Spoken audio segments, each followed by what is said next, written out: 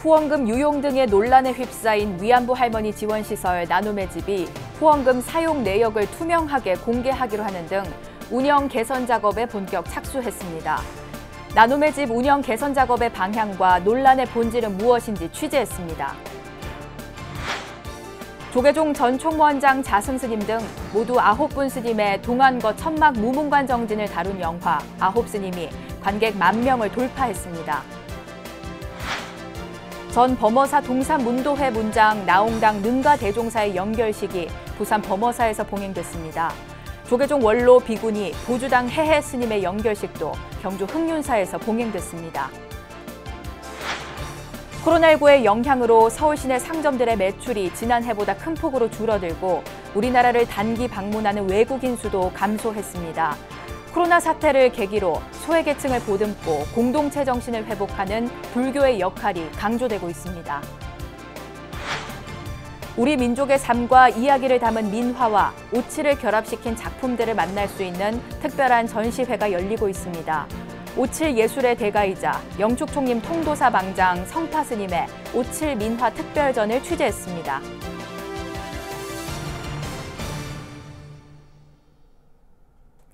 여러분 안녕하십니까? 6월 3일 수요일 BBS 뉴스입니다. 일본군 위안부 피해자 할머니들의 쉼터인 경기도 광주 나눔의 집 기획보도 두 번째 시간입니다.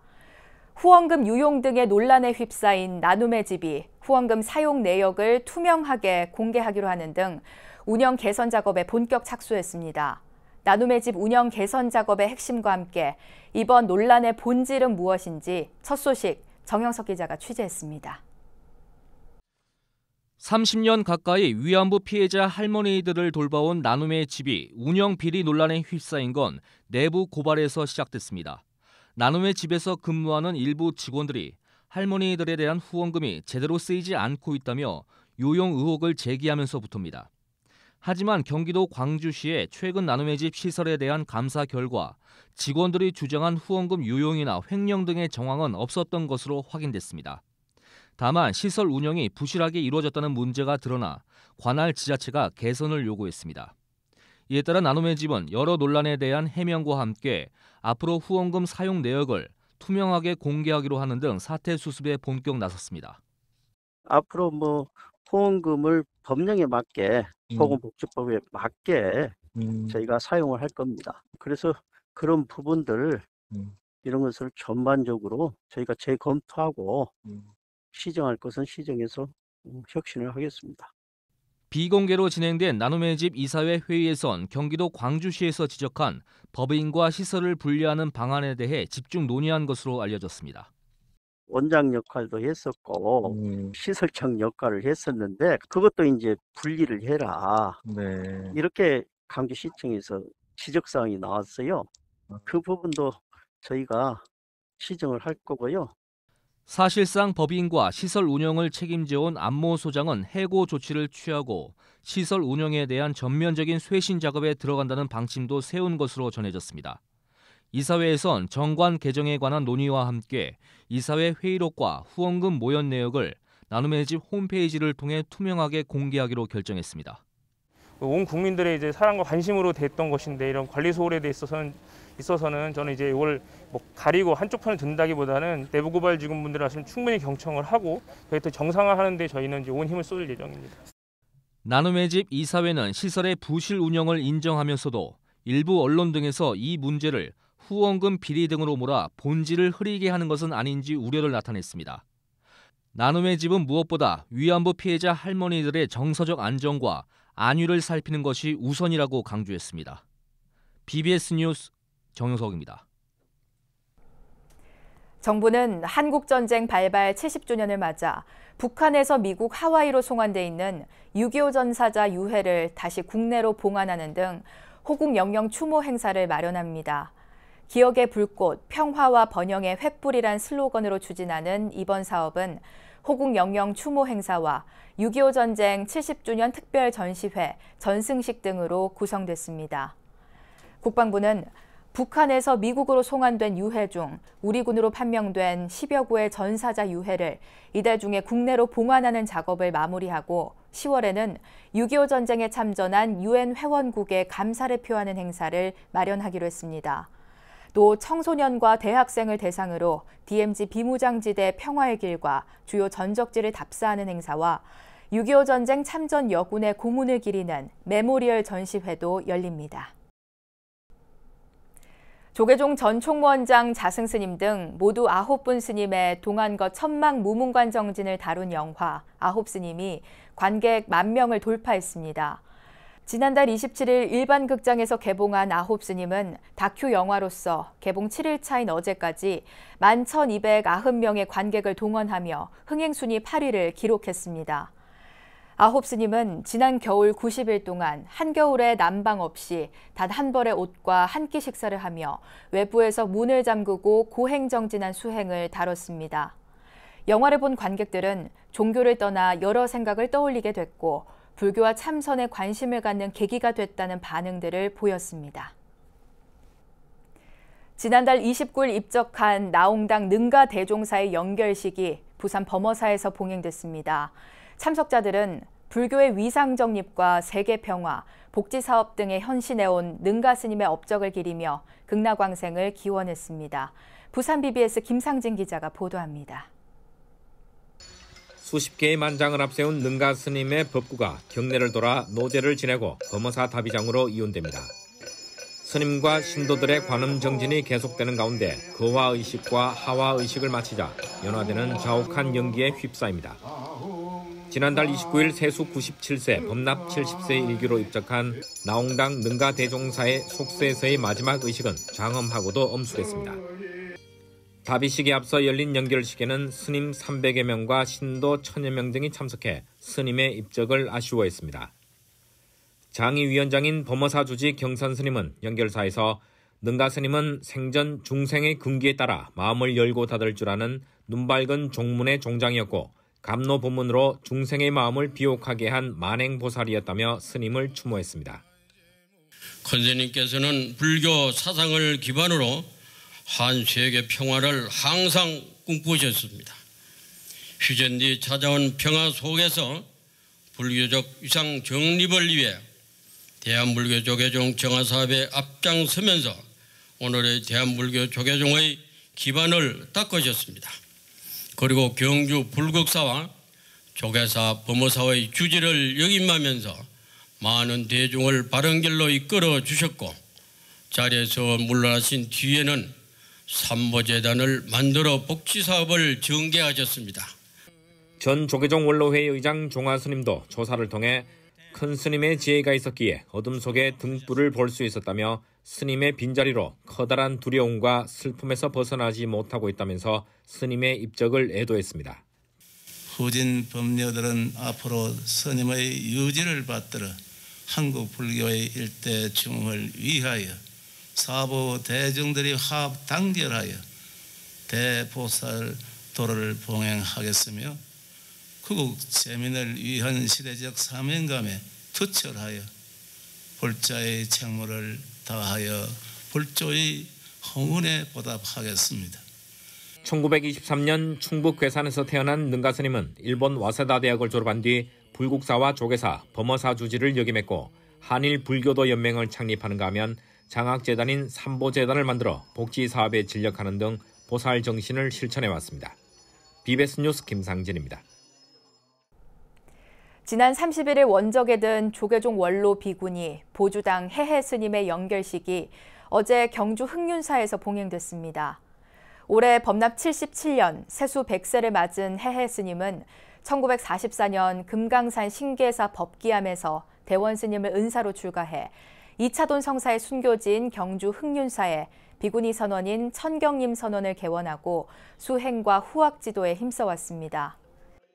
보주당해 노 비구니시여 일백선상의 사바 인연이 다하여 사다리를 거두고 원적에 드니 이 도리를 잘 받아 가져서 열반의 대안락을 누리소서. 청산으로 백운으로 늘 그 자리에 머무시어 저희들 후학을 경책하여 주소서. 부처님께 보은하는 참다운 수행자가 되라고 경책하여 주시옵소서. 해해 스님의 49제는 내일 초제를 시작으로 다음 달 16일 막제까지 흑륜사에서 봉행됩니다. 지난해 3월 원적에 든 해인 총림 수자 해우당 원용 대선사의 부도와 비제막식이 어제 해인사 경내 부도전에서 봉행됐습니다. 성철 스님의 부도 앞에 위치한 원용 스님의 부도는 높이 2m 60cm 크기로 다비후 수습한 11과의 사리가 봉안됐으며 행장을 정리한 비는 높이 3m 65cm로 조계총림 방장 현봉 스님이 비문을 썼습니다. 생전에 이렇게 해인사를 잘 지키고 또 후학들을 지도하시는데 이 탑비가 또 후학 수야 스님의 그런 그 사상, 정신을 말씀해 주는 것입니다. 저희 문도들인 함께 사형님의 이 오위치 깨달음을 극칙으로 삼는다는 그 경책의 말씀을 가슴에 새기고 앞으로 더욱 정진에 진력할 것을 다짐합니다. 코로나19의 영향으로 서울 시내 상점들의 매출이 지난해보다 큰 폭으로 줄어들고 우리나라를 단기 방문하는 외국인 수도 감소하는 등 우리 사회가 어려움을 겪고 있는 걸로 나타났습니다. 코로나 사태를 계기로 소외계층을 보듬고 공동체 정신을 회복하는 불교의 역할이 강조되고 있습니다. 유상석 기자가 보도합니다. 서울시와 서울연구원이 지난 2월 10일부터 5월 24일 사이 집계한 서울 시내 상점의 카드 매출액 합계는 25조 9,081억 원. 지난해 같은 기간보다 12.3% 줄었습니다. 서울로 유입되는 생활인구 수를 보면 코로나19 여파가 서울 시민의 경제에 미친 영향은 더욱 뚜렷하게 나타납니다. 다른 지역에서 서울을 방문하는 주말 평균 생활인구는 코로나 사태 전인 올해 1월 151만 명에서 심각 단계 격상 직후인 2월 말에는 84만 명으로 급감했습니다. 5월 넷째 주 주말까지도 코로나 사태 이전에 76% 수준에 불과한 114만 명에 머물러 있습니다. 특히 관광이나 사업 목적으로 우리나라를 단기간 방문하는 외국인의 수는 5월 첫 주말 기준 평소보다 66.5% 급감한 6만 4천 명을 나타냈습니다. 서울시 생활 인구는 서울시의 특정 지역 그리고 특정 시점에 존재하는 모든 인구를 나타내는 데이터이고요. 생활 인구 데이터는 누구나 다운로드 받을 수 있고 이번 코로나 분석처럼 누구나 그 데이터를 이용해서 사회 현상을 분석해서 활용할 수 있습니다. 단기 체류 외국인이 줄어들고 상점가의 매출에도 변화가 생긴 상황. 코로나19의 여파는 불교계에도 영향을 미쳤습니다. 불교계는 산문 폐쇄와 법회 중단을 결정하고 연등회 연등축제를 전면 취소하는 등 감염 확산을 막기 위해 적극 협조했습니다. 사찰을 중심으로 한 신행 활동은 잠시 멈췄지만 스님을 비롯한 불자들의 정진은 계속되고 있습니다. 특히 코로나19로 고통받는 이들을 위로하고 생필품과 마스크를 비롯한 물품 등을 지원하는 등 이타행에 적극 나서고 있습니다. 서울시에 산다면 서울 시민이고 대한민국에 산다면 대한민국 국민의 한 사람으로서 그리고 불교인의 한 사람으로서 인드라넷처럼 연결되어 있는 또 연기의 과정에 함께 있는 시민으로서 전문가 또는 국가 행정기관에 제시하는 방법론들을 잘 따르는 것이 필요하겠죠. 코로나 사태를 계기로 소외계층을 보듬고 공동체 정신을 회복하기 위해 불교가 더욱 적극적인 역할을 해야 한다는 목소리에 힘이 실리고 있습니다. BBS 뉴스 유상석입니다. 조계종 공익기부법인 아름다운 동행이 코로나19로 인해 경제적 어려움을 겪고 있는 가정의 중고등학생과 대학생들을 위한 장학금 지원 사업을 시작합니다. 코로나19 피해 가정 자녀 장학금 지원 사업은 교구본사를 중심으로 추천받은 330명의 학생들에게 각 30만 원을 지급하는 등 1억여 원 규모로 진행될 걸로 보입니다. 이번 장학금 지원 사업은 오는 30일까지 신청을 받고 다음 달 초 대상자 선정과 함께 장학금 전달을 진행할 예정입니다. 윤 4월 부처님 오신 날에 천태종 서울 관문사에 모인 사보대중들이 한마음으로 국태민안과 국군 융창, 코로나19 조기 종식을 기원했습니다. 관문사는 경내 4층 옥불보전에서 주지 월장 스님과 박원순 서울시장 부인 강난희 여사, 김혜련 서울시의회 보건복지위원장 등이 참석한 가운데 봉축법요식을 봉행했습니다.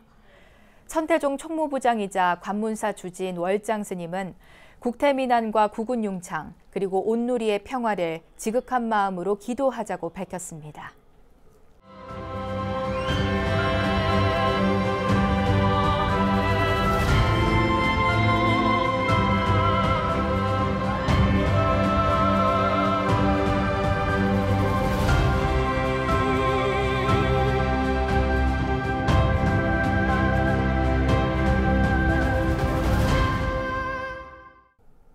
BBS 개국 30주년을 맞아 불교 방송에 기여한 스님과 불자들을 소개하는 기획보도 순서입니다.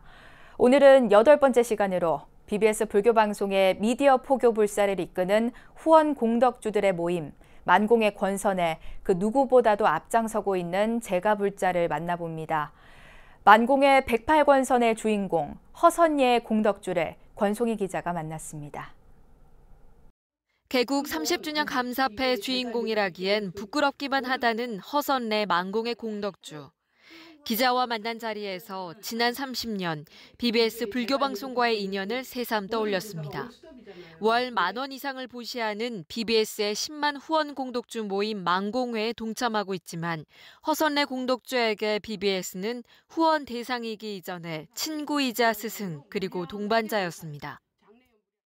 절에를 갈 시간이 없어서 항시 라디오가 BBS 불교방송 라디오가 내 스승님이시다고 동반자고 그리고 이제 얘기를 하고 살아왔어요. 30년 세월을 나 혼자 그냥 그 지나갔던 그 어렵고 고난과 역경을 이겨낼 수 있는 힘을 준 BBS 불교 방송국이었거든요.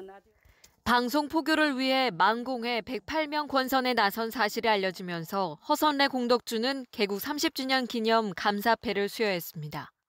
가족도 가족이지만 내가 감사했던 사람들, 그 좋은 인연들한테 내가 만공회를 처음에는 가입을 해드려야지. 그리고 다음부터 부시라 그래야지. 근데 그 생각이 번쩍 떠올랐어요. 허선례 공덕주는 어려운 여건 속에서도 아들과 딸, 사위까지 14명의 가족 이름으로 또 인연이 닿은 지인들 이름으로 만공의 권선에 그 누구보다도 앞장서 왔습니다. 사그리스로 산다는 그 방송이 나와요. 그래서 이제 사옥을 건립을 한다고. 어머, 그랬을 때 내 마음이 너무 아팠어요. 여태까지 공부했던 수업료를 진짜 이렇게라도 할 수가 있어서 너무 감사하구나 하고는. 허선례 공덕주는 법보시에 동참하는 것이 큰 기도이자 공덕이라면서도 74,000명에 육박하는 만공의 공덕주들의 동참이 보람과 활력을 되찾는 계기가 되기를 기대했습니다. 우리 이 나이가 되니까 아름다운 회양하러 하면서 사는 게 최고의 행복이더라고요. 이 만공회가 지금 10만 공덕주잖아요. 100만 공덕주까지 나가야 됩니다. 나는. 그게 내 소원입니다.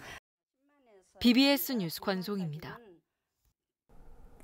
천연 염색 등에 쓰이는 전통 재료로 사찰에서 주로 행해져 온 오칠은 고유의 불교 문화이자 다양한 예술 작품의 소재로 활용돼 왔는데요.